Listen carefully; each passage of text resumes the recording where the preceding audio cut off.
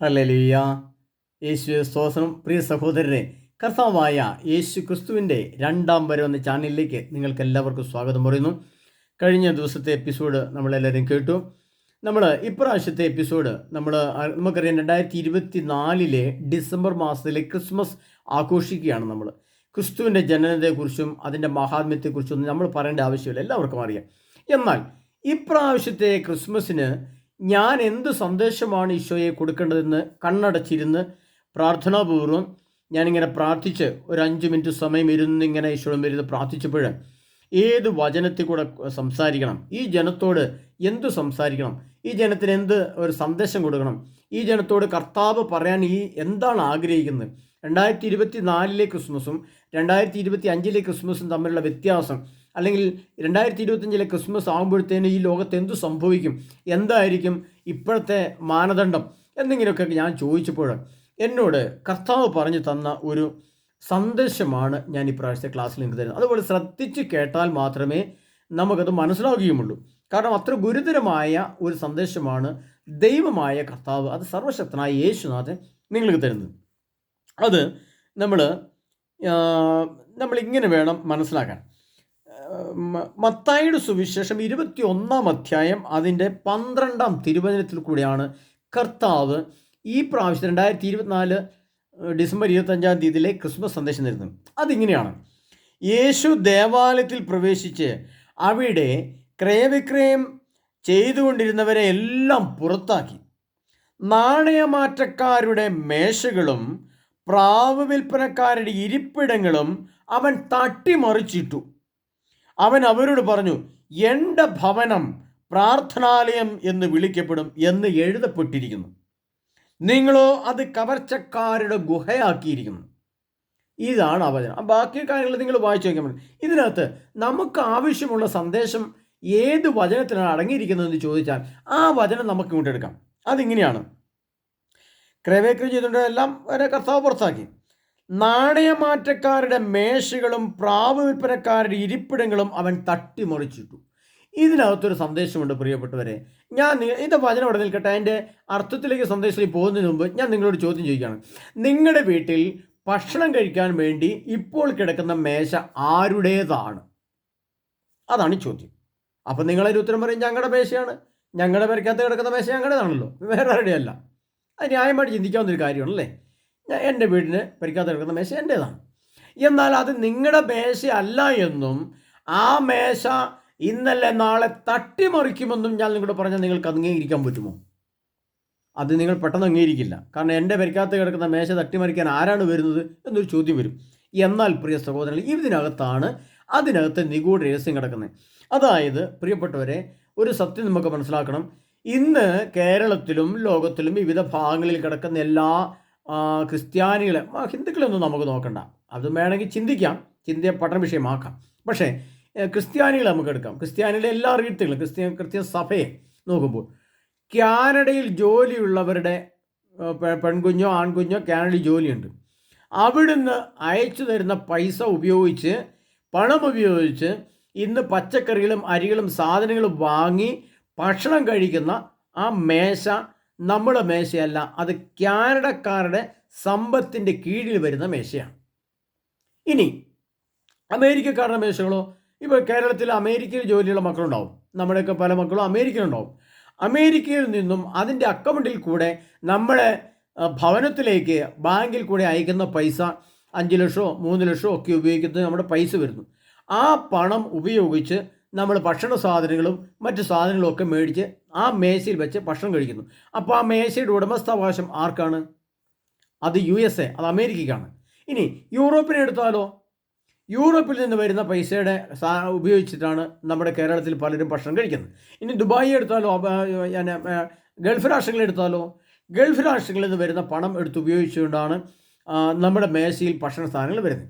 അതിപ്പം അയർലൻഡ് ആയാലും ലോകത്തിൻ്റെ വിവിധ രാഷ്ട്രങ്ങളായാലും എല്ലായിടത്തും നമ്മുടെ മേശ നമുക്ക് സ്വന്തമല്ല.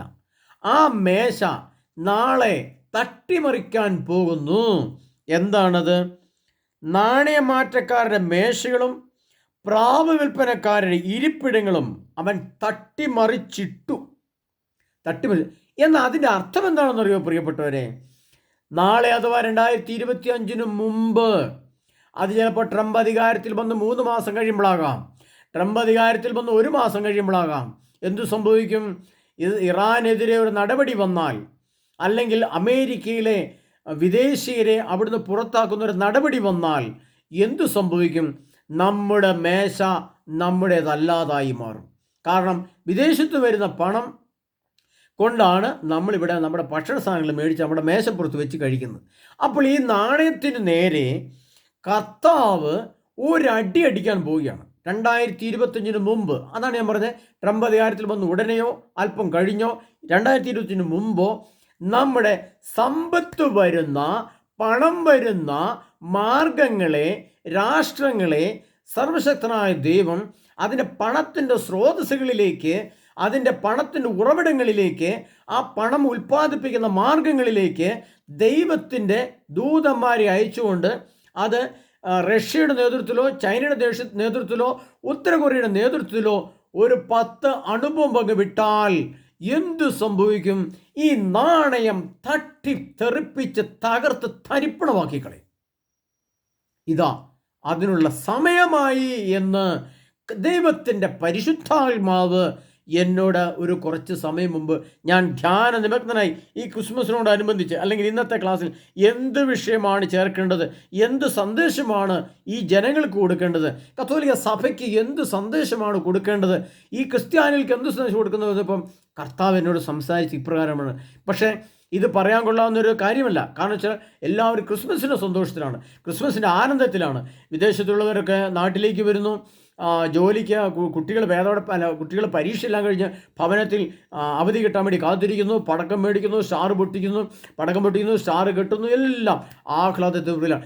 എന്നാൽ ഏതാനും മാസങ്ങൾ കഴിയുമ്പോൾ ഈ പണം ഉൽപ്പാദിപ്പിക്കുന്ന മേശകൾക്കിട്ട് കർത്താവ് തട്ടി അടിച്ച് തകർത്തു കഴിഞ്ഞാൽ നമ്മുടെ മേശ ശൂന്യമായി പോകുമെന്ന് നാം മനസ്സിലാക്കണം.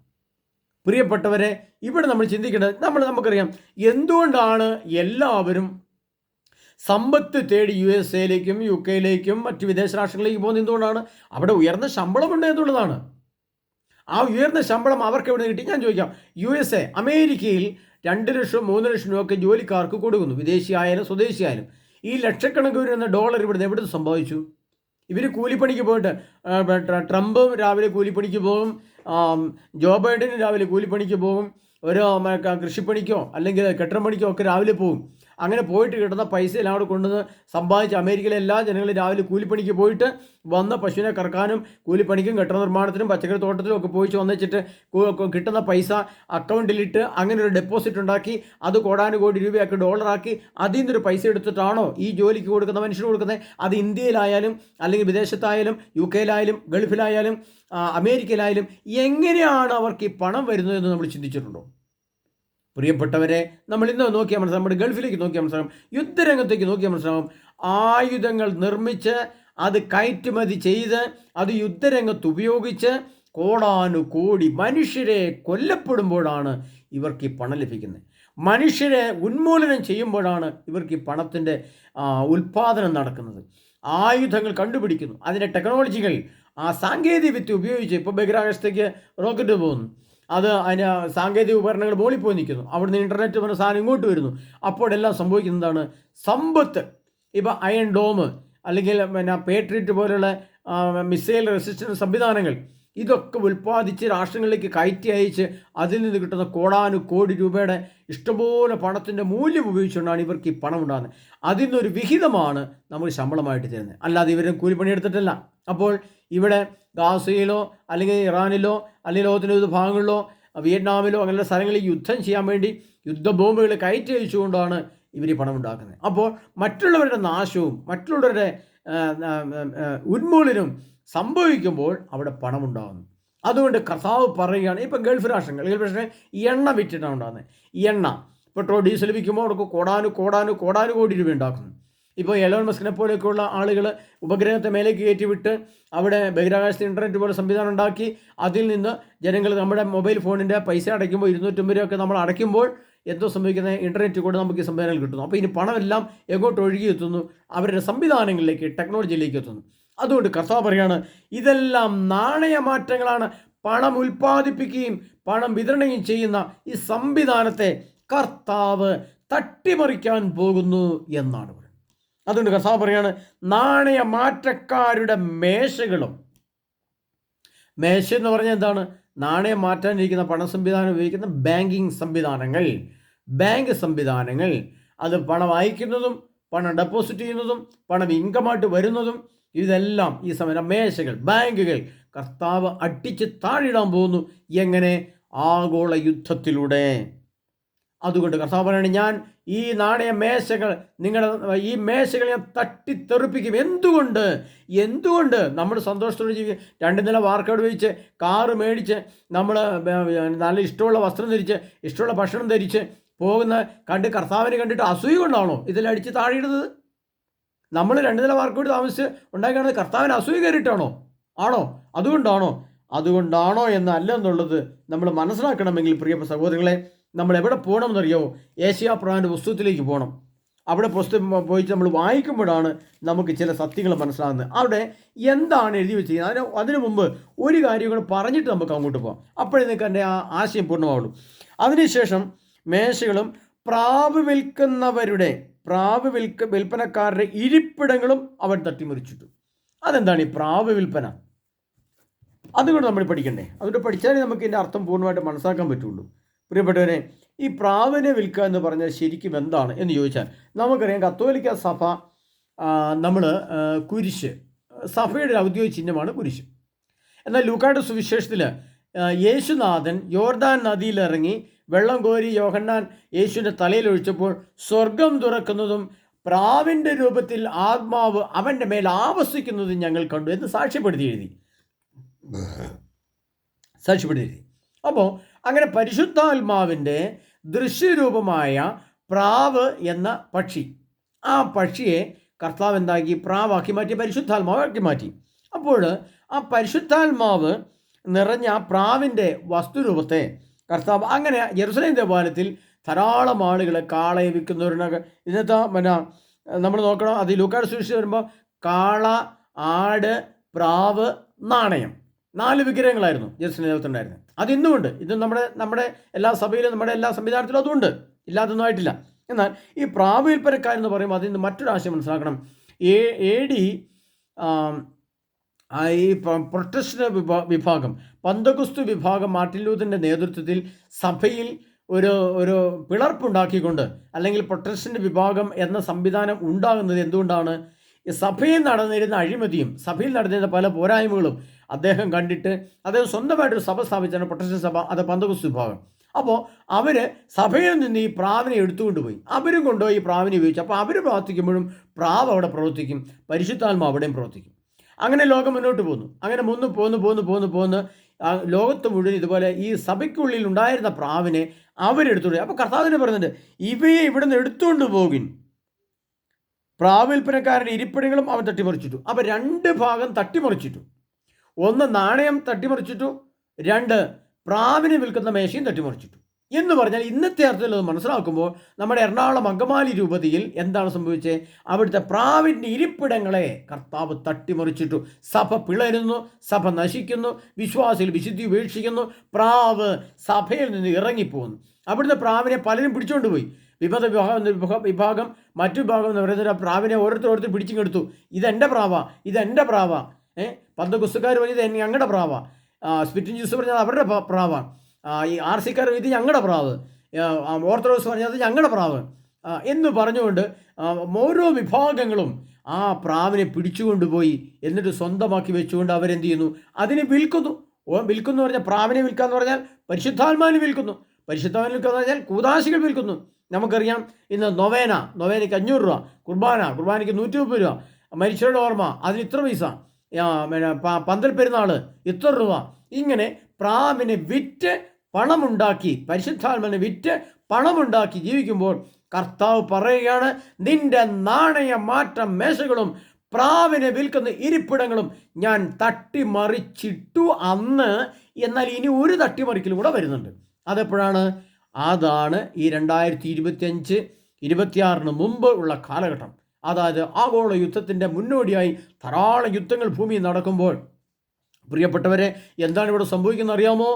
ഈ സഭ അങ്ങോട്ട് ഇല്ലാതെങ്ങായി വരും. കുർബാനകൾ നിശേഷം നിന്നു പോകും.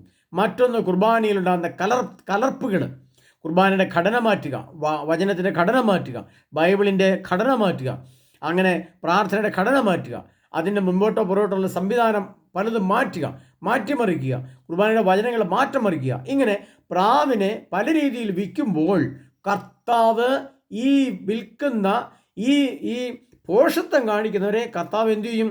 അടിച്ച് തട്ടിമറിച്ചിടും. ആ തട്ടിമറിക്കലാണ് ഇനി വരാൻ പോകുന്ന ആഗോള യുദ്ധം 27 തുടങ്ങുന്നത്. പക്ഷെ അതിന് മുമ്പ് തന്നെ 25 മധ്യാഹ്നത്തിലേക്ക് വരുമ്പോൾ ഈ നാണയമാറ്റവും തട്ടിമറിക്കപ്പെടും, പ്രാവുകളെയും തട്ടിമറിച്ചിടും. അതാണ് എനിക്ക് നിങ്ങളോട് പറയാനുള്ള സന്ദേശം. നമ്മൾക്ക് കേൾക്കാനുള്ളൊരു സുഖമുള്ള സന്ദേശമല്ല പ്രിയപ്പെട്ടവരേത്. നല്ല രസകരമാണ്. പ്രിയമക്കളെ, നിങ്ങൾ നന്നായിട്ട് ആഹ്ലാദിച്ചോ, പടക്കങ്ങൾ എമ്പിളി പൊട്ടിച്ചോ, ബലൂണുകൾ എമ്പിളി ഊതി വീർപ്പിച്ചോ, ഇറച്ചി ഇഷ്ടംപോലെ മേടിച്ചോ, ഇഷ്ടംപോലെ മദ്യം കഴിച്ചോ.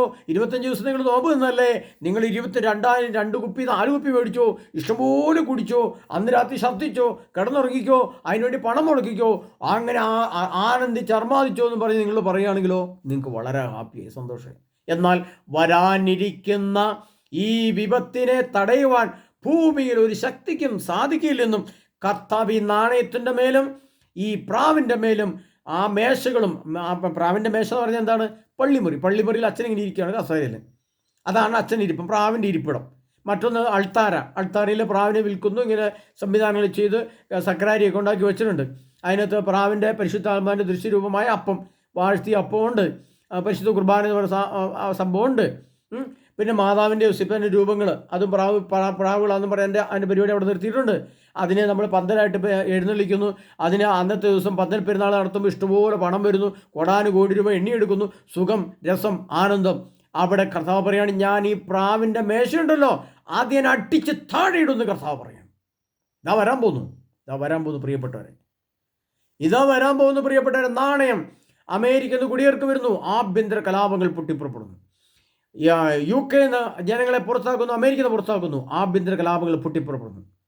മറ്റൊന്ന്, റഷ്യ പോലുള്ള രാഷ്ട്രത്തിൽ നിന്ന് ഇത്തരം ആളുകളെ ഒതുക്കുവാൻ അങ്ങോട്ട് അണുബോംബോ അല്ലെങ്കിൽ ബോംബോ മിസൈലുകൾ ഇട്ട് കഴിഞ്ഞാൽ ലോകത്തിൻ്റെ ഘടന മാറും. കാരണം അവർ തിരിച്ച് അങ്ങോട്ടിടും. ഇത് പെട്ടെന്ന് എന്തായി? നാണയം മാറ്റത്തിൻ്റെ മേശ പോയിട്ട് നാണയമാറ്റത്തിൻ്റെ രാജ്യങ്ങൾ പോലും ഉണ്ടാവുകയില്ല. നിങ്ങൾ മനസ്സിലാക്കണം, 2024 തീർന്നു, ഇനിയിപ്പോൾ ചുരുക്കിയ ദിവസമല്ലേ ഉള്ളൂ. 2024 വിട്, 2025 + 8 = 2033 കൂട്ടിക്കോ. 8 വർഷം പ്രിയ സഹോദരങ്ങളെ, 8 വർഷം ചെന്ന് അവസാനിക്കുന്നത് 2030 യുഗാന്ത്യമാണ്. അപ്പോഴെന്ത് സംഭവിക്കും? അതുകൂടെ നമ്മൾ അറിയണം. ഈ നാണയമാറ്റത്തിനിട്ട് അടി കിട്ടിയാൽ, നാണയമാറ്റത്തിൻ്റെ മേശകൾ തട്ടിമറിച്ച് എന്തു സംഭവിക്കുമെന്ന് കർത്താവ് പറയുന്നത് നമ്മളൊന്ന് ശ്രദ്ധിച്ച് കേൾക്കണം. അതുകൊണ്ട് നമ്മൾ മനസ്സിലാക്കുമ്പോഴാണ് നമുക്ക് ചില കാര്യങ്ങൾ ഇതൊക്കെ ശരിയാണോ, അല്ലെങ്കിൽ സംഭവിച്ചാൽ എന്ത് സംഭവിക്കുന്നതുകൊണ്ട് നമ്മൾ അറിഞ്ഞിരിക്കണമല്ലോ. അതുകൂടെ ഗ്രഹിക്കാൻ നമുക്ക് സാധിക്കണം. അതുകൂടെ പറഞ്ഞുതരാം. കർത്താവിൻ്റെ വിധി, സിയോൻ പുത്രിക്ക് താക്കീത്. യെശയ്യാപ്രവാചകന്റെ പുസ്തകം 3-ാം അധ്യായം അതിൻ്റെ 16-ാം തിരുവചനത്തിൽ കർത്താവ് ഇപ്രകാരം അരുളി ചെയ്തു വെച്ചിരിക്കുന്നത് ഞാനിപ്പോൾ നിങ്ങളുടെ പറഞ്ഞു തരികയാണ്. സിയോൻ പുത്രിമാർ ഗർവിഷ്ഠരും ഞെളിഞ്ഞു നടക്കുന്നവരും കടക്കണ്ണെറിയുന്നവരും പാദസ്വരം കിലുക്കി അലസഗമനം നടത്തുന്നവരും ആണ്. സിയോൻ പുത്രി എന്ന് പറയുന്നത് ഇസ്രായേൽ സ്ത്രീകൾ, ഇസ്രായേൽ ജനങ്ങൾ. നമ്മളത് വായിക്കുമ്പോൾ അന്ന് നമുക്കറിയാം, ഇത് എഴുതുമ്പോൾ സഭയില്ല, പ്രത്യേകം ശ്രദ്ധിക്കണം. ഇതെല്ലാം നമ്മുടെ തലയിൽ നമ്മൾ ട്യൂൺ ചെയ്ത് വെച്ച് സെറ്റാക്കി വെച്ചാലേ ഈ വചനത്തിൻ്റെ ഇപ്പോഴത്തെ അർത്ഥം നമുക്ക് മനസ്സിലാവും, ഇപ്പോഴത്തെ മീനിങ് മനസ്സിലാകുള്ളൂ. ഇപ്പോഴത്തെ അർത്ഥവും ആശയവും മനസ്സിലായാലേ ഈ വചനം ഇപ്പോൾ എവിടെ എത്തിയെന്ന് മനസ്സിലാകുള്ളൂ.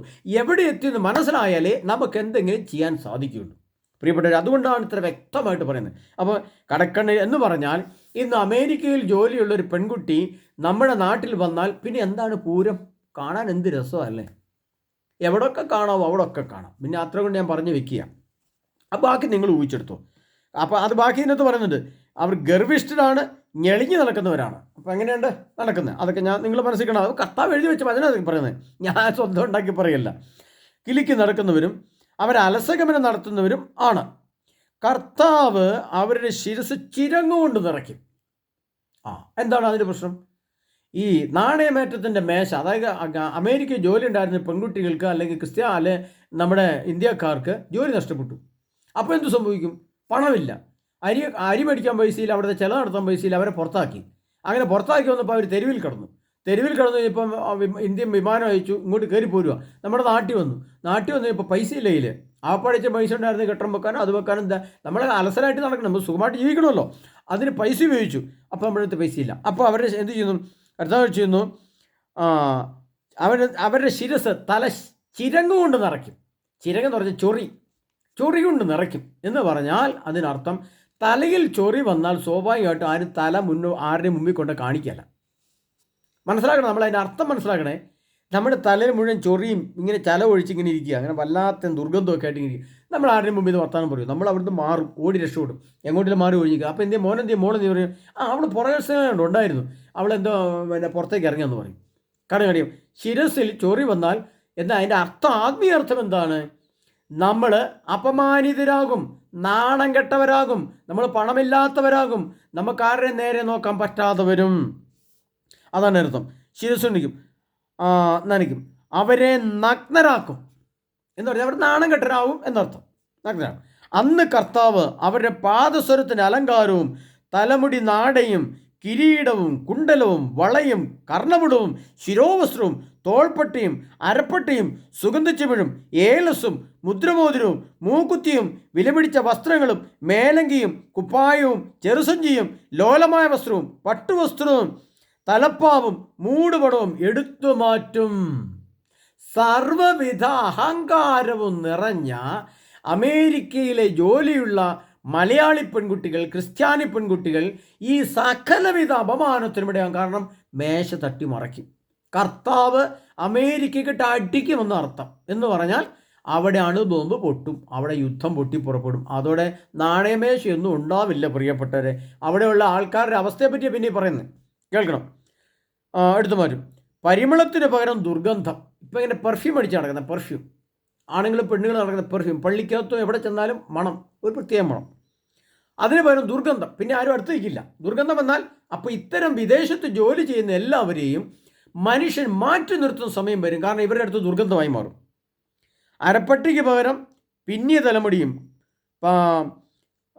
പരിമളത്തിന് പകരം ദുർഗന്ധവും, അരപ്പട്ടിക്ക് പകരം കയർ, പിന്നിയ തലമുടിക്ക് പകരം കഷണ്ടി. പിന്നെ മുടിയിട്ട് ഇങ്ങനെ ഇട്ട് എന്തൊരു അഹങ്കാരത്തില്ല.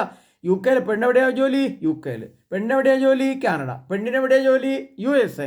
പെണ്ണിനെവിടെയാണ് ജോലി? നെതർലൻഡിൽ, യൂറോപ്പിൽ, ജർമ്മനിയിൽ വന്ന് നിൽക്കുന്ന കണ്ടാലത്തെ അവസ്ഥ എന്താ? അതിഭയാനകം. അപ്പോൾ കർത്താവ് അഹങ്കാരം കണ്ടുകൊണ്ടിരിക്കുക. കഷണ്ടി എന്ന് പറഞ്ഞ്, കഷണ്ടി എന്ന് പറഞ്ഞാൽ നിർത്തിയോ, ഇവിടെ തലയിൽ മുടിയൊന്നുമില്ല, മുടിയെല്ലാം പോയി എന്ന് പറഞ്ഞാൽ അതിൻ്റെ അർത്ഥം തലയിൽ മുടി പോയി കഴിഞ്ഞാൽ കഷണ്ടി ആകുമ്പോൾ. എനിക്ക് എൻ്റെ ചെറുപ്പത്തിൽ നല്ല മുടി ഉണ്ടായിരുന്നു, തലയിൽ കറുത്തിട്ട് ഇവിടെ എല്ലാം മുടി ഉണ്ടായിരുന്നു, നല്ല കട്ടി മീശയൊക്കെ ഉണ്ടായിരുന്നു. എല്ലാം നരച്ചെല്ലാം പൊഴിഞ്ഞ് കഴിഞ്ഞപ്പോൾ ഞാനിതെല്ലാം എടുത്ത് ദൂരെ കളഞ്ഞു. അപ്പോൾ എനിക്കിപ്പം മറ്റുള്ളവരുടെ മുമ്പ് നിൽക്കുമ്പോൾ ചെറിയൊരു ജാളി ഇതുണ്ട്. ചാണത്തലേൻ, കഷ്ണിത്തലേന്ന് മറ്റുള്ളവർ പറയുമല്ലോ. പക്ഷേ ഞാനത് നോക്കുന്നില്ല. എനിക്ക് യേശു ഉണ്ടല്ലോ. നമ്മൾ ജനത്തെയല്ല നോക്കുന്നത്, ഈ സമൂഹത്തെയല്ല നോക്കുന്നത്, സഭയല്ല നമ്മൾ നോക്കുന്നത്, ക്രിസ്തുവിനെയാണ് നോക്കുന്നത്. ക്രിസ്തുവിനെ, യേശു ക്രിസ്തുവിനെ നോക്കി ജീവിക്കുന്നതുകൊണ്ട് നമുക്കത് പ്രശ്നമല്ല. പിന്നെ ഇവിടെ കഷണ്ടി. വിലപിടിപ്പുള്ള പുറങ്കാപ്പായത്തിന് പകരം ചാക്ക്. USA എന്ന് വന്നൊരു പെൺപിള്ളേരുടെ ആൺപിള്ളേരുടെ ബർമൂഡ പോലത്തെ നിക്കറിന് പകരം അവരുടെ ഇട്ടിരിക്കുന്ന ഒരു ഡ്രസ്സിനൊക്കെ എത്ര അവിടുത്തെ ഡോളർ വിലയൊന്നും എനിക്കറിയില്ല എൻ്റെ പൊന്നെ. അത്ര പുറങ്കപ്പായ എന്ന് പറഞ്ഞാൽ അവരുടെയൊക്കെ ഓവർ കോട്ടും മറ്റ് സംവിധാനങ്ങൾക്കൊക്കെ എന്തൊരു വിലയെന്നറിയാമോ? അതിന് പകരം എന്താണെന്നറിയോ? ചാക്ക് എന്ന് പറഞ്ഞാൽ നാണം എങ്ങനെയും മറക്കണമല്ലോ. അപ്പോൾ ആദ്യം ഇപ്പം ഞാൻ പറയട്ടെ, 2025 കാലഘട്ടത്തിൽ ഈ പ്രശ്നം അങ്ങോട്ട് വന്നു. അല്ലെങ്കിൽ 26 പോയിട്ട് 27 സംഭവിക്കും, നിശ്ചയം സംഭവിക്കും. 27 സംഭവിച്ചു കഴിഞ്ഞാൽ പിന്നെ എന്ത് ചെയ്യും? പിന്നെ ഒരിക്കലും അങ്ങോട്ട് പോകാൻ പറ്റില്ല. പിന്നെ നാണയം മാറ്റുന്ന മേശ തട്ടിമറിച്ചിട്ട മേശ ശരിക്കൊന്ന് നിവർത്തി വെച്ച് പിന്നെ കുറച്ചുകൂടെ നാണയം നിരത്തി വെച്ച് ഇങ്ങോട്ട് മേടിക്കാൻ വിചാരിച്ചാൽ നടക്കുക. എന്നേക്കുമാണിത് പ്രിയപ്പെട്ട. പിന്നെ യുഗാന്തത്തിലേക്ക് പോകുന്നത്. അപ്പോൾ അമേരിക്കയ്ക്കിട്ട് ഒരു അണുവായുധം ഇട്ട് അവനിട്ട് അടിച്ച് പൊട്ടിച്ചാൽ, അല്ലെങ്കിൽ പിന്നെ UK പൊട്ടിച്ചാൽ, അല്ലെങ്കിൽ ഇങ്ങനെ പണം വരുന്ന ഗൾഫ് രാഷ്ട്രങ്ങളിലേക്ക് പൊട്ടിച്ചാൽ, പിന്നെ ഈ മേശയാകുന്ന ഈ സംഭവത്തെ നിവർത്തി നിർത്താൻ ഭൂമിയിൽ ആരും ഉണ്ടായിരിക്കില്ല, സാധിക്കില്ല. കാരണം അമേരിക്കയിൽ അണുബോംബ് പൊട്ടിക്കഴിഞ്ഞാൽ പിന്നെ ആരും അങ്ങോട്ട് പോകും. UK പൊട്ടിക്കഴിഞ്ഞാൽ അങ്ങോട്ട് പോകും. ഗൾഫിൽ പൊട്ടി അങ്ങോട്ട് പോകും. ഇനി ഇവിടുന്ന് ഒരു 10 എണ്ണം റഷ്യയിലേക്ക് കിട്ടും, അല്ലെങ്കിൽ ചൈനയിലേക്ക് കിട്ടും, അങ്ങോട്ട് ആരെങ്കിലും പോകും. എന്നേക്കുമായിട്ട് തീരുകയാണ്. സൗന്ദര്യത്തിന് പകരം അപമതി. ഇപ്പോൾ എന്തൊരു സൗന്ദര്യമാണ്. അതിന് വരെ പിന്നെ വരും നാണക്കേട്. നിന്റെ പുരുഷന്മാർ വാളിനിരയാകും. അത് പ്രത്യേകം ശ്രദ്ധിക്കണം. അതിനൊരു സമയമുണ്ട്. ഈ വചനത്തിലെല്ലാം സമയത്തെ ചിട്ടപ്പെടുത്തിയിട്ടുണ്ട്. സമയത്തെ നിങ്ങൾ ശ്രദ്ധിക്കണം. ഇത് ഇപ്പം നാളെ സംഭവിക്കുന്ന കാര്യമില്ല. നിന്റെ പുരുഷന്മാർ വാളിനിര എന്ന് പറഞ്ഞാൽ ഭാര്യമാരുടെ പുരുഷന്മാരെ വെടിവെച്ചു കൊള്ളുന്ന കാലം വരും. അതടുത്ത് തന്നെ. അത് 27 തുടങ്ങും. അതിനുശേഷം 30 അത് ഭീകരമായ രീതിയിലാണ്. നിന്റെ പുരുഷന്മാർ വാളിനിരിക്കുക. അന്ന് വാളുകൊണ്ട് വെട്ടിയതുമില്ലെങ്കിൽ ഇന്ന് തോക്കുകൊണ്ട് വെടിവെച്ചു വരും. വാളിനിരിക്കാവും. പിന്നെ എന്ത് സംഭവിക്കും? പ്രബലന്മാർ യുദ്ധത്തിൽ നിലംപതിക്കും. നിന്റെ പുരുഷന്മാർ വാളിനിരിയാവും, പ്രബലന്മാർ യുദ്ധത്തിൽ നിലംപതിക്കും. എന്ന് പറഞ്ഞാൽ ഇപ്പോൾ പ്രാബല്യമുള്ള, ബലമുള്ള, ശക്തമുള്ള രാഷ്ട്രങ്ങൾ, യൂറോപ്പ്, ലണ്ടൻ, ലോകത്തമിഴ് അടക്കി ഭരിച്ച ബ്രിട്ടൻ ഒക്കെ എന്ത് ചെയ്യും? അതെല്ലാം ആ പ്രബലന്മാരെ നിലംപതിക്കും. എന്നേക്കും നിലംപതിക്കും. നഗര കവാടങ്ങൾ വിലപിക്കും. നഗര കവാടങ്ങൾ എന്ന് പറഞ്ഞാൽ വിമാന സർവീസുകൾ. ഓരോ നഗരത്തെ കവാടത്തിലേക്ക് കണക്കിപ്പോൾ കേരളത്തിൻ്റെ മണ്ണിൽ നിന്ന് കേരളത്തിൽ ഒരു വിമാനം അതിൻ്റെ നഗരകടമായ ദുബായിലേക്ക് വേണം, അവിടുത്തെ വിമാനത്താവളത്തിലേക്ക് കടക്കണമെങ്കിൽ അവൻ്റെ അനുവാദകാരങ്ങൾ വേണം. അനുവാദം ഇല്ലാണ്ട് വിമാനത്തിൽ അങ്ങോട്ട് കയറാൻ പറ്റില്ല. അപ്പോൾ നഗര കവാടങ്ങൾ എന്ത് സംഭവിക്കും? നിലംപതിക്കും. അങ്ങനെ വിമാനത്തിന് പോയി ഇറങ്ങാൻ പറ്റുന്ന സംവിധാനം ഇല്ലാതെയാകും. ആ നഗരത്തിൻ്റെ കവാടങ്ങൾ, വിമാനത്തിൽ നിന്ന് ഇറങ്ങിയിട്ട് നമ്മൾ ഒരു പ്രത്യേക വാതിൽ കൂടെ ഇറങ്ങി നഗരത്തിൻ്റെ കവാടത്തിലേക്ക് വന്ന് ജോലി സ്ഥലത്തേക്ക് പോകണമെങ്കിൽ ഓരോ കവാടങ്ങൾ തുറന്നു കൊടുക്കണം. അങ്ങനെ എന്നാൽ ആ രാജ്യത്തിലേക്ക് പ്രവേശിക്കാൻ പറ്റുള്ളൂ. അതെന്ത് ചെയ്യും? നഗര കവാടങ്ങൾ വിലപിക്കും. ബലാത്കാരത്തിന് ഇരയായി നീ തറയിലിരിക്കും. അത് വേറൊരു വചനം. അത് സംഭവിക്കാൻ അത് മഹാഭാരതത്തിൽ വരുന്ന കാലമാണ് പ്രിയപ്പെട്ടവരെ. ഈ രണ്ട് വചനത്തിൻ്റെ 2030 ആരംഭിക്കുന്ന സംഭവമാണ്. അതായത് എതിർക്രിസ്തു അധികാരത്തിൽ വന്നു കഴിയുമ്പോൾ പിന്നെ സംഭവിക്കുന്ന കാര്യമാണത്. നിന്റെ സ്ത്രീകൾ, അതായത് പുരുഷന്മാർ നഷ്ടപ്പെട്ട സ്ത്രീകളെ IS ഭീകരരോ അതുപോലുള്ള ആളുകൾ തട്ടിക്കൊണ്ടുപോയി ബലാത്സംഗം ചെയ്ത് അവർ പരാജയപ്പെട്ട് നശിച്ച് മരിച്ച് തറയിൽ എന്നേക്കുമായിട്ട് തീരും. അപ്പോൾ എന്താണ് സംഭവം? അതിൻ്റെ കാരണം എന്താണ്? അതിന് കാരണമാണ് മുകളിൽ പറഞ്ഞിരിക്കുന്നത്. അപ്പം നമ്മൾ വിജാതീയരുടെ പണം സമ്പാദിക്കാൻ വിദേശത്തേക്ക് പോകുന്നു. നമ്മൾ IELTS പാസ്സാവുന്നു, ഇംഗ്ലീഷ് പാസ്സാവുന്നു, ജർമ്മൻ ഭാഷ പഠിക്കുന്നു, ടെക്നോളജി പഠിക്കുന്നു, ഡോക്ടറാകുന്നു, നേഴ്സാകുന്നു, എഞ്ചിനീയറിംഗ് പഠിക്കുന്നു, ലാപ്ടോപ്പ് പഠിക്കുന്നു, സോഫ്റ്റ്വെയർ പഠിക്കുന്നു. ഇതെല്ലാം പഠിച്ച് ജർമ്മനിലേക്ക് പോകുന്നു, US പോകുന്നു, അവിടെ പോകുന്നു, ഇവിടെ പോകുന്നു. അതൊന്നും നമുക്ക് അർഹതപ്പെട്ട പണം സമ്പാദിച്ച് ജീവിക്കേണ്ടതല്ല. അതൊന്നും നമ്മുടെ പണമല്ല. വിജാതീയരുടെ പണം നമ്മുടെ വീട്ടിൽ വന്നിട്ടുണ്ടെങ്കിൽ, നമ്മൾ വിജാതിയുടെ പണമെടുത്ത് നമ്മൾ ഉപയോഗിച്ചിട്ടുണ്ടെങ്കിൽ അതിനൊരു മാന്യതയും ഒരു പക്വതയും ദൈവത്തിൻ്റെ മേൽ അല്പം നീതീകരണം ഉണ്ടെങ്കിൽ ദൈവത്തിന് സംരക്ഷണം ഉണ്ടാകും. ആ നീതീകരണം ഇല്ലാതെ നമ്മൾ തകർത്തടിച്ച് ധൂർത്തടിച്ച് ജീവിച്ച സത്യമാണെങ്കിൽ എന്താണ് സംഭവിക്കുന്നതെന്ന് കർത്താവ് വളരെ വ്യക്തമായിട്ട് പറഞ്ഞിരിക്കുകയാണ് പ്രിയപ്പെട്ടവരെ. ഇനി ഒരു കാര്യം പറഞ്ഞുതരാം. ഏശയ്യാ പ്രവാചകന്റെ പുസ്തകത്തിൽ തന്നെ 36 അധ്യായം 16 തിരുവചനം എടുത്ത് വായിക്കുമ്പോൾ അവിടുന്ന് ചില കാര്യങ്ങൾ നമുക്ക് മനസ്സിലാക്കാൻ പറ്റുന്നത്. അതും കൂടി നമ്മൾ അറിഞ്ഞിരിക്കുമ്പോഴാണ് നമുക്കിതിൻ്റെയൊക്കെ ഒരു ഭയാനകത അല്ലെങ്കിൽ ഇതിൻ്റെ സംഭവങ്ങൾ എവിടെയാണ് കിടക്കുന്നത് നമുക്ക് മനസ്സിലാവുള്ളൂ. 30 അധ്യായം 36 അധ്യായം 16 തിരുവചനം അതിൻ്റെ ബാക്കി കൂടെ കുറച്ചുകൂടി പറയുന്നുണ്ട്. കുറച്ചുകൂടി ആത്മീയതലം കൂടെ പറയുന്നത് അതുകൂടെ നമ്മൾ വളരെ വ്യക്തമായിട്ട് മനസ്സിലാക്കണം പ്രിയപ്പെട്ടവരെ. 36 അതിൻ്റെ 16 അതിനകത്ത് പറയുന്നുണ്ട്. 36:16 പറഞ്ഞിരിക്കുന്ന കാര്യം എന്താണ്? വളരെ ശ്രദ്ധിച്ച് കേട്ടാലേ മനസ്സിലാവും. അത് കഴിഞ്ഞിട്ട് അതിന് മുമ്പിൽ കാണുമ്പോൾ അവൻ ഒരു കിംവദന്തി കേട്ട് സ്വന്തം നാട്ടിലേക്ക് പോകത്തക്ക വിധം അവനെ ഞാനൊരു ആത്മാവിനെ നിക്ഷേപിക്കും എന്ന് പറഞ്ഞാൽ ഇതിപ്പോൾ കിംവദന്തിയുടെ ഭാഗത്താണ് നിൽക്കുന്നത്. അങ്ങനെ സംഭവിക്കാം. യൂറോപ്പിൽ നിന്ന് ആൾക്കാരെ ഇറക്കി വിട്ടേക്കാം, USA ആൾക്കാരെ ഇറക്കി വിട്ടേക്കാം. ഒരു കിംവദന്തി എന്ന് പറഞ്ഞാൽ അപവാദം പോലെ ഇപ്പോൾ പറഞ്ഞ് നിൽക്കുകയാണ് തൽക്കാലം. പക്ഷേ അതിൻ്റെ പ്രായോഗികതലം വരുമ്പോൾ എന്ത് സംഭവിക്കുന്നു പറഞ്ഞുതരാം. അതാണ് ഏശയ്യാ പ്രവാചകന്റെ പുസ്തകം 36 അധ്യായം 16 തിരുവചനം. അവിടെ കർത്താവ് കൂടെ വ്യക്തമായിട്ട് ചില കാര്യങ്ങൾ എഴുതിയിട്ടുണ്ട്. അതുകൊണ്ട് അപ്പോൾ നിങ്ങൾക്ക് സ്വന്തം മുന്തിരിയിൽ നിന്നും അത്തിവൃക്ഷത്തിൽ നിന്നും ഭക്ഷിക്കുന്നതിനും സ്വന്തം തൊട്ടിയിൽ നിന്ന് കുടിക്കുന്നതിനും ഞാൻ ഇടവരുത്തും. അതുകൊണ്ട് ശ്രദ്ധിക്കണം. അപ്പോൾ നിങ്ങൾക്ക് സ്വന്തം മുന്തിരിയിൽ നിന്നും അത്തിവൃക്ഷത്തിൽ നിന്നും ഭക്ഷിക്കുന്നതിനും സ്വന്തം തൊട്ടിയിൽ നിന്ന് കുടിക്കുന്നതിനും ഞാൻ ഇടവരുത്തും. പ്രിയപ്പെട്ടവരെ, അതിൻ്റെ അർത്ഥം നിങ്ങൾക്ക് മനസ്സിലായോ? അതിൻ്റെ അർത്ഥം ഇതാണ്. സ്വന്തം മുന്തിരി. ഇപ്പം നമ്മൾ RC വിഭാഗം, ഞാനിപ്പോൾ RC വിഭാഗമാണ്. ഞാൻ അമേരിക്കയിൽ ചെന്നപ്പോൾ എനിക്കൊരു കുർബാന വേണമെന്ന് തോന്നുമ്പോൾ ചെല്ലുന്നത് മലങ്കര റീത്തിലേക്കാണ് ചെല്ലുന്നത്. ഞാൻ RC റീത്തിൽ നിന്നും മലങ്കര റീത്തിലേക്ക് വന്നു, ലത്തീൻ റീത്തിലേക്ക് വന്നു. അവിടെ ചെന്നുമ്പോൾ അതിൻ്റെ സംവിധാനങ്ങളൊക്കെ വേറെയാണ്. പക്ഷേ നമ്മൾ ക്രിസ്ത്യാനിയൊക്കെ ആണല്ലോ, ഒരു കുർബാനയൊക്കെ കാണാൻ ചെയ്യുന്നു. കേട്ടൊന്നും മനസ്സിലായില്ല. എന്തൊക്കെയോ ഓരോ ബാബാ എന്നൊക്കെ വെക്കുന്നു. നമ്മളെ സൈഡിൽ ഇങ്ങനെ കൈയും കെട്ടി അവിടെ നിന്നു. പോയി കുർബാന സ്വീകരിക്കണം പറഞ്ഞ് കുർബാന സ്വീകരിച്ചു. അടുത്ത കാറെ കയറി നമ്മളിങ്ങ് പോകുന്നു. നമ്മുടെ സ്വന്തം തൊട്ടിയല്ലത്. നമ്മുടെ സ്വന്തം തൊട്ടിയല്ല, നമ്മുടെ സ്വന്തം മുന്തിരിയല്ല. സ്വന്തം മുന്തിരി എന്ന് പറഞ്ഞാൽ ഏതാണ്? നമ്മുടെ സ്വന്തം മുന്തിരി നമ്മുടെ റീത്തിൽപ്പെട്ട നമ്മുടെ നാട്ടിൽ, നമ്മുടെ കേരളത്തിൽ നമ്മുടെ RC വിഭാഗത്തിൽ പെട്ട ഞാനാണെങ്കിൽ RC വിഭാഗത്തിൽ പെട്ട മുന്തിരി കുർബാന, ആ കുർബാന വിവാഹം, നമ്മുടെ വിവാഹം. മുന്തിരിക്ക് രണ്ടർത്ഥമുണ്ട്. ഒന്ന് മുന്തിരി കുർബാന, മറ്റൊന്ന് വീഞ്ഞ്. വീഞ്ഞ് പറഞ്ഞാൽ വിവാഹം. വിവാഹത്തിന് സ്വന്തം വിവാഹവും സ്വന്തം കുടുംബത്തിലെ സ്വന്തം ഇടവകയിലെ സ്വന്തം രാജ്യത്തിലെ വിവാഹമോ കുർബാനയോ അല്ല, മറ്റുള്ളവരുടെ വിവാഹത്തെയും മറ്റുള്ള രീതിയിലെ കാര്യങ്ങളെയും നമ്മൾ സ്വീകരിച്ചു. അവിടെ ചെന്ന് സ്വീകരിച്ചു. ചിലയിടത്ത് ചെല്ലുമ്പോൾ സ്വീകരിക്കാൻ ഒന്നുമില്ല, അങ്ങനെയുണ്ട്. അത്തിവൃക്ഷത്തിൽ നിന്ന് ഭക്ഷിക്കുന്നതിനും, അത്തിവൃക്ഷം എന്ന് പറഞ്ഞാൽ എന്താണ്? സഭ. നമ്മുടെ സഭ വിട്ടിട്ട് മറ്റു സഭയിലേക്ക് പോയി. ചിലപ്പോൾ പന്തക്കോസ്ത് വിഭാഗത്തിലേക്ക് പോയി, അല്ലെങ്കിൽ മറ്റു രീതികളിലേക്ക് പോയി, അല്ലെങ്കിൽ പിന്നെ അങ്ങനെയുള്ള സംവിധാനങ്ങളിലേക്ക്, അങ്ങനെയുള്ള കൂട്ടങ്ങളിലേക്കൊക്കെ ആയിട്ട് പോയി. അത്തിവൃക്ഷത്തിൽ നിന്ന് ഭക്ഷിക്കുന്നതിനും സ്വന്തം തൊട്ടിയിൽ നിന്ന് കുടിക്കുന്നതിന് ഞാൻ ഇടവരുത്തും. അപ്പോൾ എന്താണ് സ്വന്തം തൊട്ടി എന്ന് പറയുന്നതാണ്? നമ്മുടെ സഭയിലെ രീതികളിലെ നമ്മുടെ ദേവാലയങ്ങൾ, നമ്മുടെ ഇടവക ദേവാലയങ്ങൾ, അതാണ് തൊട്ടി. നമുക്ക് ആ ഇടവക, നമ്മുടെ ഇടവയാകുന്ന ആ സഭാ സംവിധാനത്തിൽ നിന്നും ഇടവകയിൽ നിന്ന് തൊട്ടി, ആ തൊട്ടിയിൽ നിന്ന് നമ്മൾ വെള്ളം കുടിക്കുന്നത് പോലെ നിത്യജീവൻ്റെ നീർച്ചാലായ തിരുവചനം, കൂദാശകൾ, പരിശുദ്ധ വിവാഹം, കൂദാശകളെല്ലാം സ്വന്തം തൊട്ടിയാണ്. ആ സ്വന്തം തൊട്ടിയിൽ നിന്ന് കുടിക്കുന്നതിന് ഞാൻ ഇടവരുത്തും. ഇപ്പോൾ നീ വിജാതീയരുടെ ഇടയിൽ പോയിട്ട് അമേരിക്കയിലെ, കാനഡയിലെ, യൂറോപ്പിലെ, ഗൾഫിലെ, നെതർലാൻഡിലെ, ജർമ്മനിയിലെ ഒക്കെ തൊട്ടിയിൽ നിന്നും, അവരുടെ തൊട്ടിയിൽ നിന്നും വേണ്ടാന്ന് കുടിക്കുന്നു. അതിന് കഴിയുമ്പോൾ കുറച്ച് വേണ്ടാന്ന് വെച്ച് കുടിക്കുന്നു, പിന്നീട് വേണ്ടാന്ന് പൂർണ്ണമായിട്ട് ഉപേക്ഷിക്കുന്നു.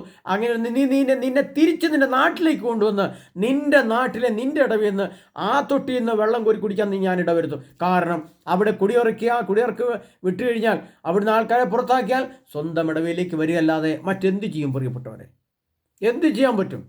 നിങ്ങൾ ചിന്തിച്ചു നോക്ക്.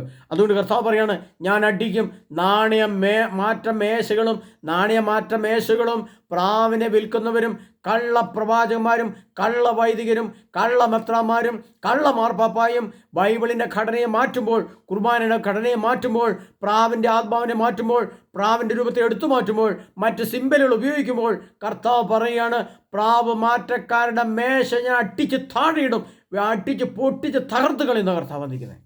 വളരെ ശക്തമായ ഭാഷയിൽ കർത്താവ് പറഞ്ഞ വചനത്തിൻ്റെ വ്യാഖ്യാനാർത്ഥത്തിൽ പറയുമ്പോഴാണ് നിങ്ങൾക്ക് മനസ്സിലാകുന്നത്. ഇങ്ങനെ പറഞ്ഞാലേ നിങ്ങൾക്ക് ഗ്രഹിക്കാൻ പറ്റുള്ളൂ. അതുകൊണ്ട് കർത്താവ് പറയാണ്, ഇതാ ഞാൻ വാതിൽക്കൽ എത്തിയിരിക്കുന്നു. വാതിൽക്കൽ യുഗങ്ങളുടെ അന്തിമഘട്ടം നമ്മിലാണല്ലോ വന്നെത്തിയിരിക്കുന്നത്. അതുകൊണ്ട് കർത്താവ് പറയാണ്, നിന്റെ തൊട്ടിയിൽ നിന്ന് കഴിക്കാൻ തക്കവത് ഞാൻ ഇടവരുത്തും. ഇന്ന് നീ വിജാതിയുടെ ഇടയിൽ പോയിട്ട് വേണ്ടെന്ന് വിചാരിച്ച് മറ്റു രീതികളിൽ കൂടെ, മറ്റ് സംവിധാനത്തിൽ കൂടെയൊക്കെ ദേവാലയത്തിൽ പോകാതിരിക്കുകയോ ചെയ്തുകൊണ്ട് നീ ജീവിക്കുന്നുണ്ടെങ്കിൽ നിൻ്റെ തലയിൽ ചിരങ്ങും, നിൻ്റെ തലയിൽ ചൊറിയും ഞാൻ വരുത്തും, നിന്നെ ഞാൻ അപമാനത്തിന് ഇടവരുത്തുമെന്ന് കർത്താവ് നിൽക്കണം. എന്തുകൊണ്ടാണിത്? യുഗാന്ത്യത്തിലേക്ക് എത്തിക്കൊണ്ടാണ്. ഇതൊരു 25 വർഷം മുമ്പാണെങ്കിൽ പറയാൻ പറ്റില്ല, ഒരു 50 വർഷം മുമ്പാണെങ്കിലും പറയാൻ പറ്റില്ല. അന്ന് വിമാനമൊക്കെ കണ്ടുപിടിച്ച് കാലത്ത് 1950 ശേഷമുള്ള കാലഘട്ടം കണക്ക് കൂട്ടുക. 1950 ശേഷം 2000 ആണ്ട് വരെ 50 വർഷക്കാലം എല്ലാവരും വിദേശത്തേക്ക് വിമാനത്തിൽ കയറി പോകുന്നു, മറ്റ് വിചാരിയെടുത്ത പൈസ ഉണ്ടാക്കുന്നു, വാർക്ക് വീട് ഉണ്ടാക്കുന്നു, സുഖമായിട്ടിരിക്കുന്നു. അതിൻ്റെ ഇടയ്ക്ക് ഇപ്പോൾ ഈ വചനം പറഞ്ഞാൽ നമുക്കൊരു അടിയെ പറ്റി പറയാൻ പറ്റില്ല. കർത്താവ് അന്നേരം അടിച്ച് താത്തിട്ടില്ല, അന്നേരം അടിക്കാൻ ദൈവം തീരുമാനിച്ചിട്ടില്ല. പക്ഷേ എന്തുകൊണ്ടാണ് ഈ ജനങ്ങൾ വിജാതിയുടെ പണം വാങ്ങി ഇവിടെ നമ്മൾ സുഖമായി തിന്നുകുടിച്ച് ആനന്ദിച്ച് അങ്ങനെ നടന്ന് ഞെളിഞ്ഞ് പിളിഞ്ഞ് നടക്കുമ്പോൾ ഓർക്കുമ്പോൾ നമ്മൾ ഇല്ല. പക്ഷേ അടുത്ത് തന്നെ സംഭവിക്കും. നാണയമാറ്റക്കാരുടെ മേശയും അട്ടിച്ച് താഴെയിടും, തട്ടിമറിക്കുകയല്ല. ഇനി തട്ടിമറിച്ചിട്ട് ആ മേശയ്ക്ക് കേടൊന്നും പറ്റുന്നില്ല, ആ മേശ നമുക്ക് നിവൃത്തി വെക്കാൻ പറ്റും. പക്ഷേ ഇനി തട്ടിമറിക്കല്ലേ കർത്താവ് ചെയ്യുന്നത്? അട്ടിച്ച് പൊട്ടിച്ച് തകർത്ത് കളയും. അമേരിക്കയിൽ ഒരു 100 അനുഭവം എന്ന് കഴിഞ്ഞാണ്ടല്ലോ നിശ്ചലം. യൂറോപ്പിലേക്ക് ഒരു 10 അനുഭവം ചെന്നാൽ യൂറോപ്പ് നിശ്ചലം. റഷ്യ, ചൈന അങ്ങോട്ടൊരു 500 മിസൈൽ ചെയ്യുന്ന നിശ്ചലം, ക്ലോസ്, പരിപാടി തീരുകയാണ്. അങ്ങനെ തീർത്തിട്ടുള്ള അടിക്കല, നാണയത്തിനുള്ള അടിയും നമ്മുടെ പ്രാവിനിട്ടുള്ള അടി. പ്രാവിൻ്റെ മേശയുണ്ടല്ലോ, നമ്മുടെ പ്രാവിൻ്റെ മേശ നമ്മുടെ പള്ളിമുറികൾ, പള്ളി സംവിധാനങ്ങൾ, അതിൻ്റെ പള്ളി സ്കൂളുകൾ, പള്ളിയുടെ നാമത്തിലുള്ള ഹോസ്പിറ്റലുകൾ, പള്ളി നാമത്തിലുള്ള എഞ്ചിനീയറിംഗ് കോളേജുകൾ, പള്ളി നാമത്തിലുള്ള എല്ലാ സംവിധാനങ്ങളും, അതെല്ലാം പ്രാവുമാറ്റക്കാർ ഇരിപ്പിടങ്ങളാണ്. ആ ഇരിപ്പിടങ്ങളെ കർത്താവ് കത്തിച്ചു കളയും. ഇത് 2025 കയറി നമ്മൾ. അപ്പോൾ ഈ വർഷത്തെ ക്രിസ്മസ് അല്പം ഒന്ന് ആസ്വദിച്ചോ. 2025 ക്രിസ്മസ് ഉണ്ടെന്ന് പോലും എനിക്ക് തോന്നുന്നില്ല. ഞാൻ പറഞ്ഞിട്ടുണ്ട് 2 ക്രിസ്മസ് കൂടി ഇനി ലോകത്തുള്ളതെന്ന് പറഞ്ഞിട്ടുണ്ട്. അതിൽ ഒന്ന് ഇപ്പോൾ ഈ ഡിസംബർ, ഇപ്പോൾ ഒന്നും സംഭവിച്ചിട്ടില്ല, ഈ ഡിസംബറിൽ ക്രിസ്മസ് നടക്കും. 25 നമുക്ക് കണ്ടറിയാം എങ്ങനെ ഉണ്ടാകുന്നു. 26 നോ. അപ്പോൾ തീരുമാനിച്ചുകൊള്ളുക. അപമാനങ്ങളും പ്രശ്നങ്ങളും വരികയാണ്. എല്ലാ സംഭവങ്ങളും വളരെ അടുത്തെത്തി. അതിനെ കർത്താവ് പറയാണ്, അവിടുന്ന് യേശയ്യാപ്രവചന പുസ്തകം 36-ാം അധ്യായം 6-ാം തിരുവചനത്തിൽ കർത്താവ് പറയുന്നത്, അവിടുന്ന് നൽകുന്ന സമ്പത്ത് ദൈവഭക്തിയാണ്. ഏശയ്യ 33:6 അതിനകത്തൊരു 33:6 വചനം കർത്താവ് പറയുന്നുണ്ട്. 33:6 കർത്താവ് പറയാണ്, അവിടുന്നാണ് എൻ്റെ ആയുസ്സിൻ്റെ ഉറപ്പ്, രക്ഷയുടെയും ജ്ഞാനത്തിൻ്റെയും അറിവിൻ്റെയും സമൃദ്ധി അവിടുന്ന് തന്നെ. അവിടുന്ന് നൽകുന്ന സമ്പത്ത് ദൈവഭക്തിയാണ്, ദൈവവിശുദ്ധിയാണ്, ദൈവ സ്നേഹമാണ്. പ്രിയപ്പെട്ടവരെ, ഈ കേരളത്തിലെ ആളുകളെല്ലാം ഈ വിദേശത്ത് പോയി കിടന്നപ്പോൾ എന്ത് സംഭവിച്ചു? വിദേശത്ത് കുടിയേറി പാർത്തപ്പോൾ നമ്മുടെ സഭയും ഇടവകയും ശൂന്യമായി. ഇവിടെ ജനമില്ല, ഇടവകയിൽ മക്കളില്ല, കുടുംബത്തിൽ മക്കളില്ല, പെൺമക്കളില്ല. ഉണ്ടാകുന്ന കുഞ്ഞുങ്ങൾ മുഴുവൻ ആൺകുഞ്ഞുങ്ങളാണ്, പെൺമക്കളില്ല. കാരണം ഭാര്യയും ഭർത്താവോട് ഒരുമിച്ച് ജീവിച്ചാലല്ലേ കുഞ്ഞുങ്ങളുണ്ടാവുകയുള്ളൂ. 1 2 കഴിഞ്ഞു, അവർ വിട്ടുപോയി. പിന്നെ അവിടെ എങ്ങനെ സെറ്റിലായി. പിന്നെ അതും 2 രാജ്യത്തെ ജോലി ചെയ്യുന്നത്. ഒരു ഭാര്യ അമേരിക്കയിൽ, ഭർത്താവ് കാനഡയിൽ. മാസത്തിൽ ഒന്ന് കണ്ടാലായി, കണ്ടില്ലെങ്കിലായി. പിന്നെ അതിന് അവരുടെ ശരീരത്തിന് ആവശ്യം നടക്കാൻ വേറെ സംവിധാനമുണ്ട്. പിന്നെ എന്തിന്? അതുകൊണ്ട് കർത്താവിന് സ്വന്തം തൊട്ടിയിൽ നിന്ന് കുടിക്കുന്നതിനും സ്വന്തം അത്തിമരത്തിൽ നിന്ന് ഭക്ഷിക്കുന്നതിനും സ്വന്തം മുന്തിരിയും തിന്നുന്നതിനും ഞാൻ ഇടവരുത്തും. നിന്റെ ശിരസിൽ ചൊറിയും ചിരങ്ങും ഞാൻ വരുത്തും. നീ ചാക്കൊടുക്കും, നീ അനാവൃതിയാകും, നിന്റെ ഭർത്താക്കന്മാർ വാളിനിരയാകും, നീ ബലാത്കാരത്തിനിടയായി, നീ തറയിലിരിക്കും, നീ എന്നേക്കും നശിച്ചു പോകുമെന്ന് കർത്താവ് പറയാണ്. ഈ പ്രാവിനിട്ടും ഈ നാണയത്തിട്ടും അടി വരുന്നത് അടുത്ത് തന്നെയാണ് പ്രിയപ്പെട്ടവരെ, നോക്കിക്കോ. അതുകൊണ്ട് കർത്താവ് പറയാണ്. എന്നാൽ ഒരു കാര്യം നിങ്ങളുടെ ഞാൻ പറയുന്നു, അതാ 36:6 നമ്മൾ എടുത്തു വെച്ച് വാങ്ങണം, വചനം എടുത്തു വെച്ച് വായിക്കണം പ്രിയപ്പെട്ടവരെ. ഏശയ്യ 33:6 അവിടുന്നാണ് നിന്റെ ആയുസ്സിൻ്റെ ഉറപ്പ്, രക്ഷയുടെയും ജ്ഞാനത്തിൻ്റെയും അറിവിൻ്റെയും സമൃദ്ധി അവിടുന്ന് തന്നെ. അവിടുന്ന് നൽകുന്ന സമ്പത്ത് ദൈവവിശുദ്ധിയാണ്, ദൈവഭക്തിയാണ്, ദൈവജ്ഞാനമാണ് എനിക്കിഷ്ടം, ദൈവസ്നേഹമാണ്, ദൈവിക വിശുദ്ധിയാണ് ഞാൻ അപേക്ഷിക്കുന്നത്. നിന്റെ ഹൃദയ വിശുദ്ധീകരണമാണ് ഞാൻ അപേക്ഷിക്കുന്നത്. ഇന്ന് ഹൃദയവിശുദ്ധിയുള്ളവർ എത്ര പേരുണ്ട്? നമുക്ക് എണ്ണിയെടുക്കാൻ പറ്റുമോ? ഒരിടവകയിൽ 1200 വീട്ടുകാരുണ്ട്, എല്ലാം കൂടി 10,000 7,000 ആൾക്കാരുണ്ട്. അത് ഹൃദയവിശുദ്ധിയുള്ളവർ എത്ര പേരുണ്ട്? ആരുടെ കയ്യിൽ ഈ മൊബൈൽ ഫോൺ ഉണ്ടോ അവൻ അശുദ്ധനാണെന്നേ ഞാൻ പറയും.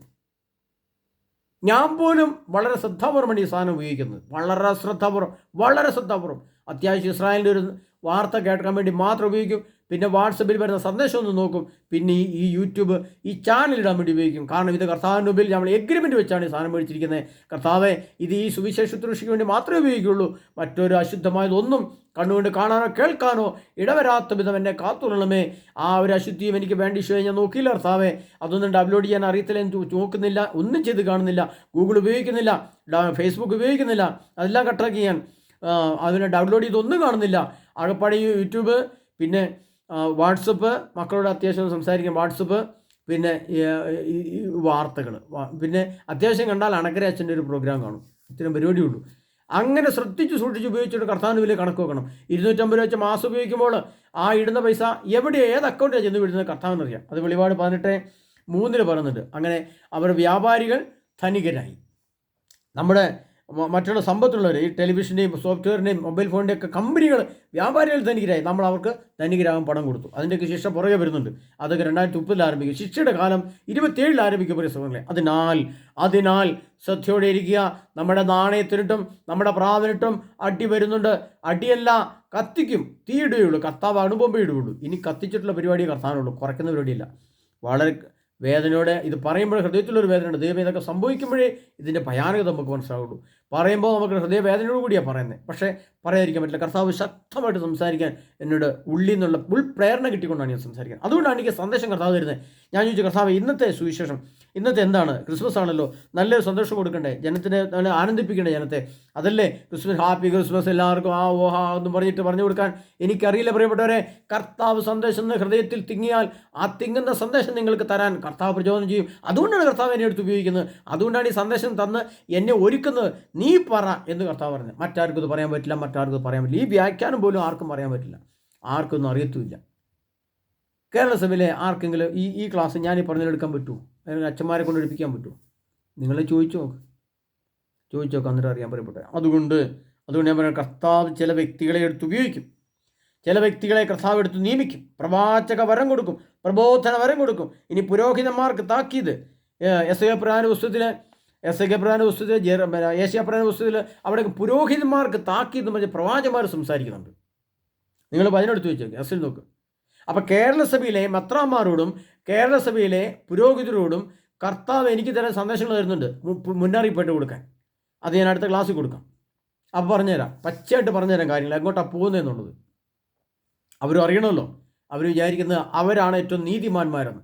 അവരെക്കുറിച്ചുള്ള വാർത്തകളും കാര്യങ്ങളും കേട്ടാൽ നമ്മൾ സഭ ഇട്ടേച്ച് ഓടും. പക്ഷേ കർത്താവിന് ഇട്ടേച്ച് ഓടാൻ പറ്റാത്തതുകൊണ്ട് പിടിച്ചിരിക്കുന്നതേ ഉള്ളൂ. ഓക്കെ, മനസ്സിലാക്കി വെച്ചാൽ മതി. അപ്പോൾ അതുകൊണ്ട് ഞാൻ വീണ്ടും ഒന്നുകൂടെ പറയാണ്, സഭയില്ലാതെ ക്രിസ്തുവിനെ ആരാധിക്കുകയും ക്രിസ്തുവിനെ കണ്ടെത്തുകയും ചെയ്യാൻ കഴിയുന്ന ഇപ്പോൾ തന്നെ അവിടുത്തെ അന്വേഷിക്കുകയും. എന്തെന്നാൽ വചനം നിനക്ക് സമീപസ്ഥമാണ്, അത് നിൻ്റെ ഹൃദയത്തിലും അധരത്തിലുമുണ്ട്. കർത്താവായ യേശു ക്രിസ്തുവാണ് ഏക രക്ഷകനെന്നും യേശു ക്രിസ്തു കുരിശിൽ തൂങ്ങി മരിച്ച എൻ്റെ പാപങ്ങൾ വീണ്ടെടുത്ത് എന്നെ രക്ഷിച്ചെന്നും ആ ക്രിസ്തുവിലൂടെയാണ് എൻ്റെ രക്ഷയെന്നും ഈ ലോകം കത്തിച്ചാമ്പലാകുമ്പോൾ എന്നെ ഇവിടുന്ന് എടുത്തുകൊണ്ട് പോകാൻ വരുന്ന ഏക വ്യക്തി യേശു ക്രിസ്തുവാണെന്നും ആ യേശു ക്രിസ്തുവിന് മാത്രമേ ഒരു മനുഷ്യന് നിത്യജീവനും സ്വർഗീയജീവനും കൊടുക്കാൻ സാധിക്കുകയുള്ളൂ, നിത്യം കൊടുക്കാൻ സാധിക്കുകയുള്ളൂ എന്ന് ഹൃദയം കൊണ്ട് വിശ്വസിക്കുകയും അതിനകത്ത് ഏറ്റുപറയുന്ന വ്യക്തി രക്ഷിക്കപ്പെടുമെങ്കിൽ സഭയിൽ നിന്നാലും ഇല്ലെങ്കിലും ക്രിസ്തു നമ്മുടെ കൂടെ ഉണ്ടാവും. പ്രിയപ്പെട്ടവരെ, ആ സ്റ്റേജിലേക്ക് നമ്മൾ ഇന്നലെ നാളെ മാറ്റപ്പെടും. അതുകൊണ്ടാണ് കർത്താവ് പറയുന്നത്, നിന്റെ പ്രാവിൻ്റെ ഇരിപ്പിടങ്ങളും നിന്റെ നാണയ മാറ്റ മേശകളും ഞാൻ തട്ടിമറിക്കുകയില്ല, കത്തിച്ചു കളയും. ഹല്ലേലൂയ. കർത്താവായ യേശുവിൻ്റെ നാമത്തിൽ കരുണയോടെ കേൾക്കട്ടെ. പ്രിയ സഹോദരങ്ങളെ, ഈ ക്രിസ്മസിന് എനിക്ക് തരാനുള്ള സന്ദേശം, അടുത്ത വർഷത്തെ ക്രിസ്മസ് എങ്ങനെ ഇരിക്കുമെന്ന് ഈ വചനം വെച്ച് നിങ്ങൾ വിലയിരുത്തിയാൽ മതി. അതിനാൽ കർത്താവ് യേശു ക്രിസ്തു നമ്മൾ സംരക്ഷിക്കുമാറാകട്ടെ. കർത്താവ് യേശു ക്രിസ്തു തിരുവചനം നമ്മളിൽ ആഴത്തിൽ ബോധ്യപ്പെടട്ടെ. കർത്താവ് യേശു ക്രിസ്തുവിൻ്റെ സന്ദേശങ്ങൾ, കർത്താവ് യേശു ക്രിസ്തുവിൻ്റെ വചനത്തെ ആഴങ്ങൾ, കർത്താവ് യേശു ക്രിസ്തുവിൻ്റെ വചനത്തിൻ്റെ അർത്ഥങ്ങൾ കാലഘട്ടം അനുസരിച്ച് വിഭജിച്ച് മനസ്സിലാക്കുവാൻ എൻ്റെ ആത്മാവിനെ, എൻ്റെ ഹൃദയത്തെ, എൻ്റെ മനസ്സിനെ ശക്തീകരിക്കണമേ. അതിനൊരുക്കണമേ അപ്പാ, ഞങ്ങളുടെ മേൽ കരുണയായിരിക്കണമേ യേശുവേ എന്ന് പ്രാർത്ഥിച്ചുകൊണ്ട് കർത്താവ് യേശു ക്രിസ്തു സമൃദ്ധം അനുഗ്രഹിക്കട്ടെ. ആമേൻ.